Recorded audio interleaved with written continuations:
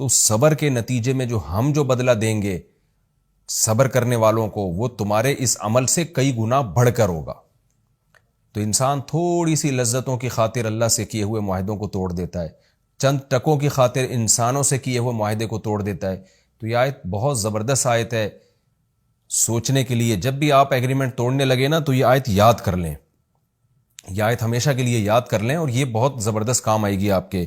وہ کیا ہے، دوبارہ پڑھ دیتا ہوں، وَلَا تَشْتَرُوا بِعَهْدِ اللَّهِ ثَمَنًا قَلِيلًا، اللہ کے معاہدوں کو تھوڑے سے فائدے کے بدلے میں مت توڑا کرو۔ انما عند اللہ هو خیر لکم، اللہ کے پاس جو کچھ تمہارے لیے ہے وہ تمہارے لیے بہت بہتر ہے اس دنیا سے۔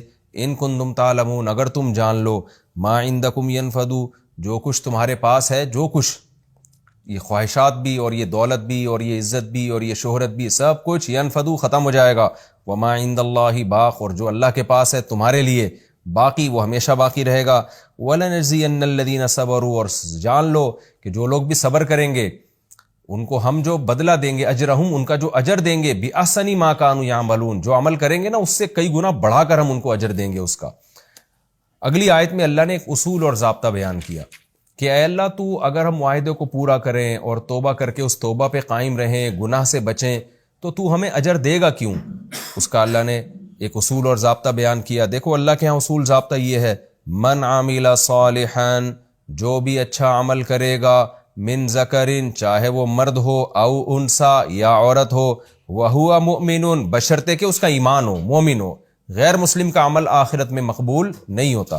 اگر مومن ہے تو کوئی بھی اچھا عمل کرے گا، فَلَنُحْيِيَنَّهُ حَيَاةً طَيِّبَةً، تو ہم اس کو دیں گے ضرور بالضرور ایک مرغوب زندگی۔ کیسی زبردست موٹیویشن ہے۔ دیکھیں انسان توبہ توڑتا ہے لذت حاصل کرنے کے لیے۔ ایک آدمی نے زنا سے توبہ کی، وہ کیوں توبہ توڑے گا؟ تاکہ زنا میں جو ایک لذت ہے وہ مل جائے۔ ایک آدمی نے چوری سے توبہ کر کے اللہ سے ایگریمنٹ کیا، وہ ایگریمنٹ کیوں توڑتا ہے؟ تھوڑا سا مجھے فائدہ مل جائے۔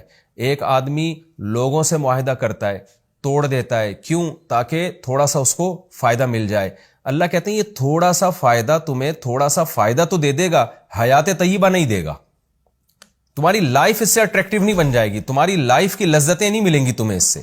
تو حیاتاً طیبہ، مرغوب زندگی جب ہی ملے گی جب اس تھوڑے سے نفع کو قربان کر دو، تو پھر جو تمہیں زندگی ملے گی وہ مزیدار زندگی ہوگی۔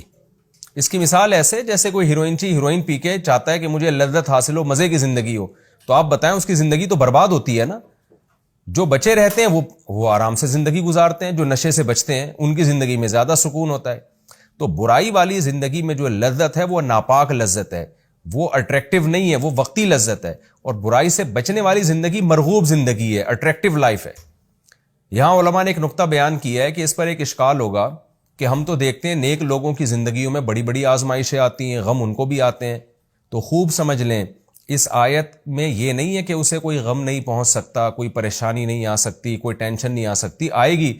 لیکن دیندار آدمی جو شریعت کو فالو کرتا ہے اس کو ٹینشنوں میں بھی اللہ تعالیٰ ایک قسم کا سکون دیتے ہیں، اس کو صبر کی توفیق مل جاتی ہے۔ اس کی لائف، وہی ٹینشنیں اگر کسی بے دین آدمی کو ملیں گی تو وہ ٹینشنیں اس کا بیڑا غرق کر دیتی ہیں۔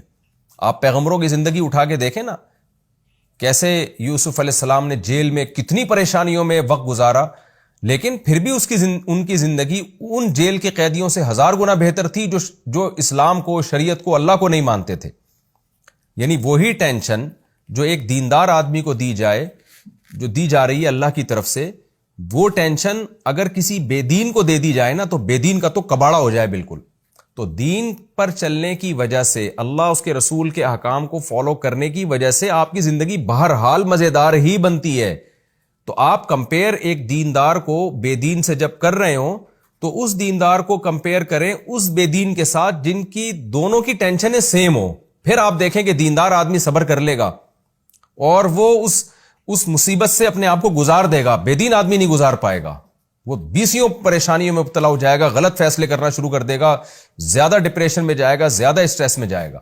تو اس لیے اللہ نے جو وعدہ کیا ہے کہ فَلَنُحْيِيَنَّهُ حَيَاةً طَيِّبَةً، تم میں چاہے مرد ہو یا عورت ہو، جو بھی نیک عمل کرے گا نا تو آخرت میں تو ہم اجر دیں گے، وہ پچھلی آیت میں بتا دیا، دنیا میں بھی اس کو پاکیزہ زندگی دیں گے۔